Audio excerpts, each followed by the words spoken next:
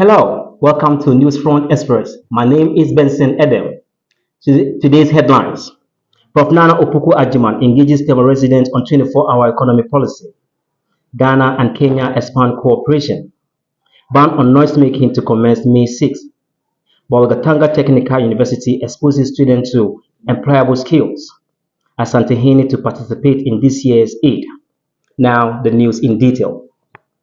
As part of drumming home messages on the NDC's proposed 24-hour economic policy, Professor Nana Opoku Ajiman, under the banner of Yes, Let's Win Together 2024, took to the streets of Tema, focusing on women and children.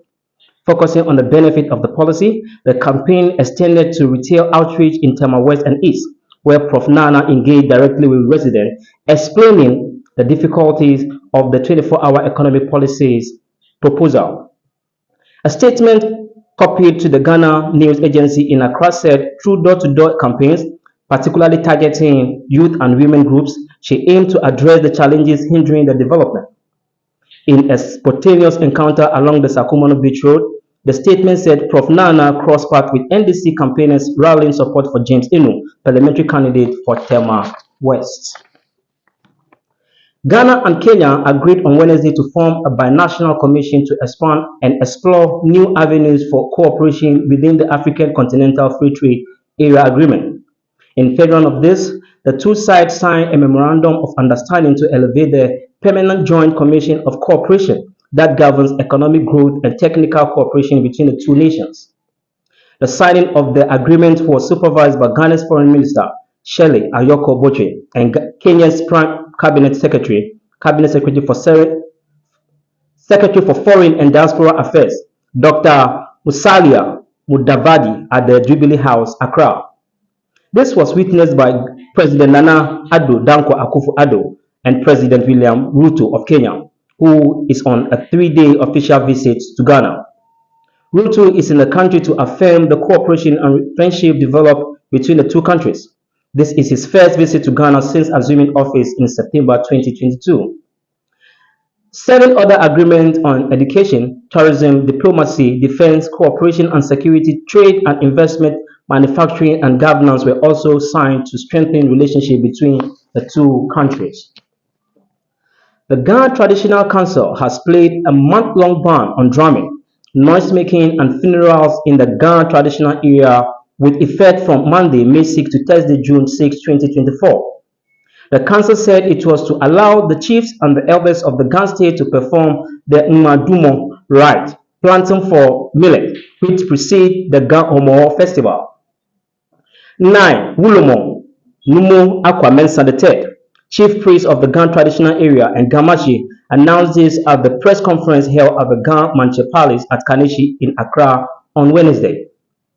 He said this period was dedicated to fasting and prayers for favorable rainfall, abundant harvest, blessings, and foster peace for tranquility and positivity among all. 9. Wulumo said noise-making activities such as clapping of hands and using musical instruments like tambourines, megaphones, roadside evangelism, funerals, and placement of loudspeakers outside church premises and mosques were prohibited during the ban period. He said these rules must be observed by the public to ensure peaceful coexistence in the country. The Bolgatanga Technical University in the Upper East region has held seminars aimed at empowering its students with employable skills to take advantage of job opportunities and to fit well into the job market. The seminars, which were organized by the Industrial Lesson Office and Job Placement Center of BTU with funding support from Education Collaborative, an initiative led by the Ashibi University, were intended to create a common platform for industry players to share their experiences and necessary skills required for the job market to do business. It was also meant to address one of the major obstacles facing tertiary students in the country: lack of appropriate skills to meet the job market when they graduate, thereby worsening the unemployment situation in the country. Addressing students at one of the seminars, Mr. Kuju Alfred, a laboratory scientist at the Upper East Regional Hospital, admonished the student not to only depend on the acquisition of one employable skill, but to focus on acquiring additional employable skills to widen their employment opportunities. If you acquire more than one skill, the possibility of you getting a job in the job market will be higher than someone who has just acquired only one job skill. I therefore want to encourage you to try and learn more employable skills, he said during the meeting.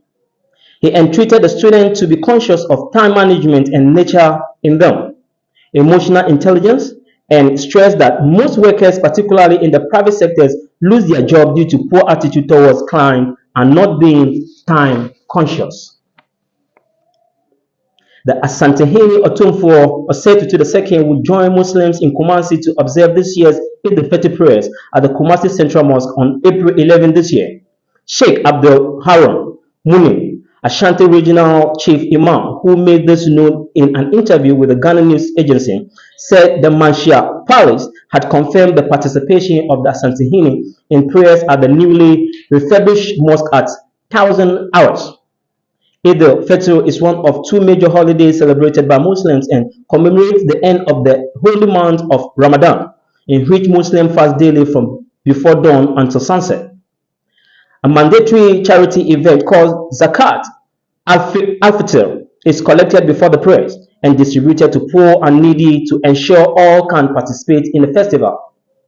Sheikh Muni said the Asantehene will use the occasion to announce to the Muslim community the 25th anniversary celebration of this installation of the 16th occupant of the Golden Stool.